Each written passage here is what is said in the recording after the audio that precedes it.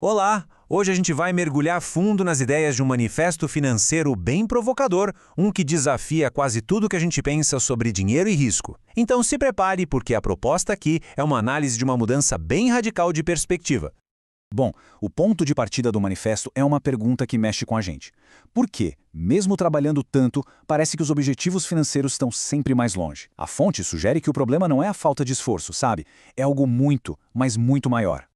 E, segundo o autor, a culpa não é da pessoa. O problema aqui é apresentado como algo sistêmico. A ideia é que o próprio dinheiro estaria perdendo valor e o poder de compra de todo mundo estaria sendo corroído, assim, em silêncio. Vamos começar então pelo argumento central do texto. A ideia de que o maior risco financeiro, na verdade, não está onde a maioria das pessoas acredita que ele está. Olha só, a fonte aqui propõe uma inversão total do pensamento financeiro. O argumento é que o perigo de verdade não estaria na volatilidade de ativos novos, mas sim em confiar cegamente no sistema tradicional. É uma virada de chave. Então, qual é exatamente o problema com o dinheiro que a gente usa todo dia, segundo o autor? Vamos dar uma olhada no que, na visão dele, está quebrado no sistema.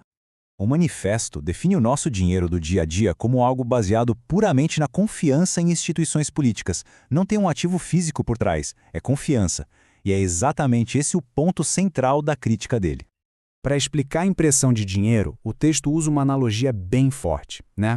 A ideia é que cada nova nota que entra no sistema acaba diluindo a força de todas as outras. É como se o volume aumentasse, mas o valor real de cada pedacinho diminuísse. Nessa visão, a inflação não é um acidente, mas o resultado de uma política bem deliberada. O manifesto descreve um processo. O dinheiro novo chega primeiro para quem está perto do poder, e o resto da população é quem paga a conta, com a perda do poder de compra. Bom, depois de apontar o problema, o manifesto apresenta o que considera ser a solução. Vamos então explorar qual é a alternativa que ele propõe. É aqui que o autor desenha um contraste bem claro. De um lado, um sistema com oferta infinita, baseado na confiança em pessoas e instituições. Do outro, um sistema de escassez absoluta, baseado em regras matemáticas. E esses três princípios são apresentados como os antídotos diretos para as falhas do sistema financeiro tradicional. Cada um deles ataca uma fraqueza específica: a impressão de dinheiro, a mudança de regras no meio do jogo e o controle centralizado. Claro, aí vem a pergunta que todo mundo faz, né? O manifesto vai direto na objeção mais comum, a volatilidade. E a resposta que ele dá busca virar de cabeça para baixo o conceito de estabilidade. O que o manifesto propõe é reinterpretar a volatilidade. Em vez de ser um defeito, ela seria o preço que se paga para estar em um sistema com um potencial de crescimento. É o oposto daquela previsibilidade de uma moeda que, segundo o autor, está em declínio constante. Certo.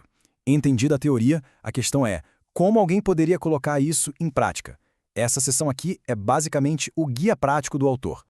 A recomendação da fonte é começar pequeno, com uma alocação de baixo risco, algo que não tire o sono. A lógica é a de uma aposta assimétrica.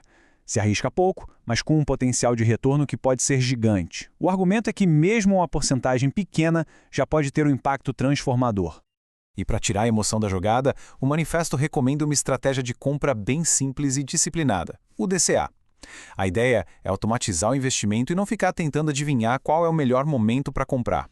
O guia prático do autor se resume a esses 3 passos, que ele considera simples e seguros para iniciantes. Mas ele dá uma ênfase gigantesca no último passo, que é apresentado como o mais importante de todos para garantir a tal soberania.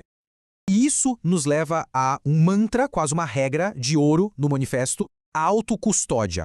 A ideia é que a pessoa, e só ela, deve ter o controle das chaves, as senhas dos seus ativos. Porque deixar os ativos numa corretora, segundo o texto, é abrir mão do controle.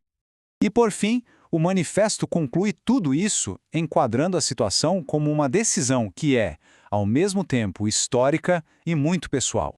A conclusão apresenta uma escolha bem clara, quase uma bifurcação, e provoca uma reflexão sobre as consequências de cada caminho no longo prazo. A ênfase toda é na responsabilidade individual de decidir. E para dar uma noção da escala da oportunidade, ele faz uma analogia com os primórdios da internet. A ideia é que, embora hoje pareça algo complexo, o impacto fundamental ainda estaria só começando, assim como era com a internet lá atrás.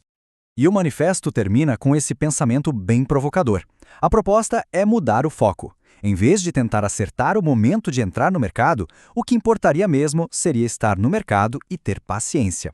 Nessa visão, o tempo é a principal estratégia.